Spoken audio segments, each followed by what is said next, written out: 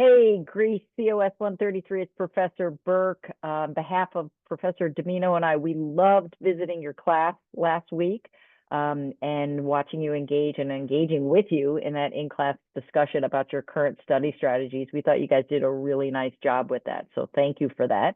And hopefully that's the groundwork for our next module in looking at how do you approach studying, what study tools do you use? And remember, I had a college student once say to me, at Nazareth College, like, what do you mean about studying? When you say studying, what are you talking about, right? And it's not that thing we do the night before a test or a quiz that we haven't been studying for all along, right? It's reading chapters. It's taking notes on what we've read.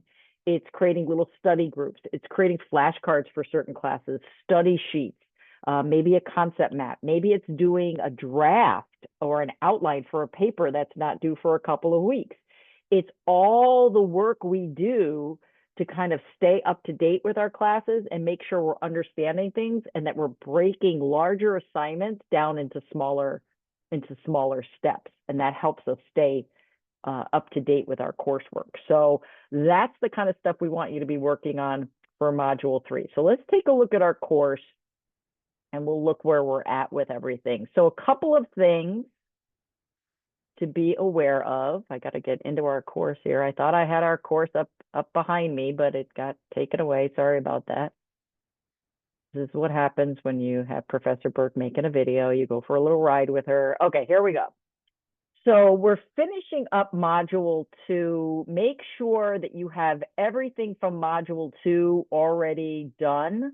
So again, the values, goals, and priorities assignment, that was due on Thursday, the 27th. So if you haven't done it, make sure you get that done by, the next couple of days, because starting probably later this week, I'll start putting in zeros for anybody who hadn't submitted that. So make sure you get that in. And remember, anything that you get a 0 on because you haven't submitted it or you don't like your grade, you can resubmit or submit the assignment if we gave you a 0 because it wasn't in on the due date. Okay.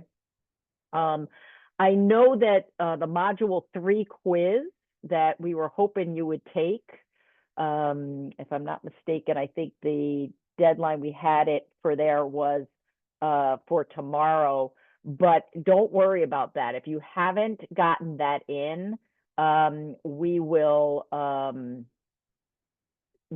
change that. I think we already did. We changed it to March 10th. So don't worry, but try to make it a target to have the Module 3 quiz done. The middle of this week would be nice, but at the very latest by next Monday.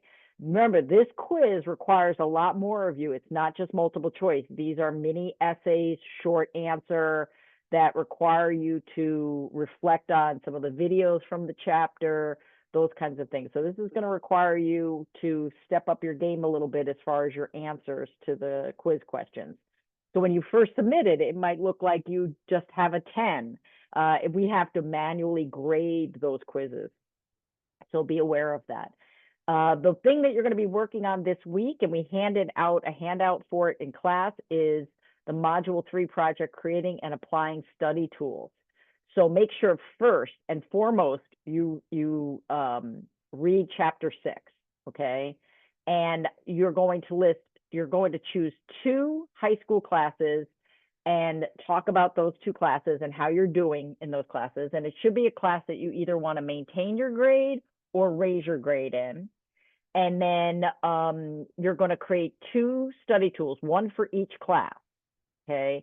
To help you prepare for an upcoming test or a paper or a project in that class. And then you're going to, these are some examples of the study tools that you could choose from. And then you're either going to take a picture of it. Maybe it's you writing Cornell notes for a particular unit in that class. Maybe it's a deck of flashcards, right? Or maybe it's doing a mind map. Whatever it is, you could take a picture or upload a draft of whatever you created. And then each tool should have a 1 to 2 paragraph summary, including how or why did you choose this particular tool for that subject or that area? And what ways will you use the study tool to prepare for an upcoming test or assignment? How will you know if your study tool is effective? Okay. And then the last thing you need to do for this project is explain. Now, by what I mean by explain is I want you to probably be writing a page at least, talking about at least 2 ideas from chapter 6 that you think will improve your approach to studying, okay? So like a little mini essay on 2 ideas from chapter 6 that you think is going to help you become a better student. So really kind of push yourself to give more details here, okay? So that's what we're working on this week is how to learn and study, not only in college, in high school too. But a lot of times nobody ever really teaches you how to study and how to learn in an effective way. And so if you could start now when you're in the 9th grade, just imagine the kind of student you can become and how you'll be much better prepared to handle college once you get there. So hopefully that will help to get you started on this week. If you have any questions at all, do not hesitate to contact myself or Professor Dimino, and we look forward to working with you again when we come back to class next month. And just keep up the good work. Thanks, guys. Take care.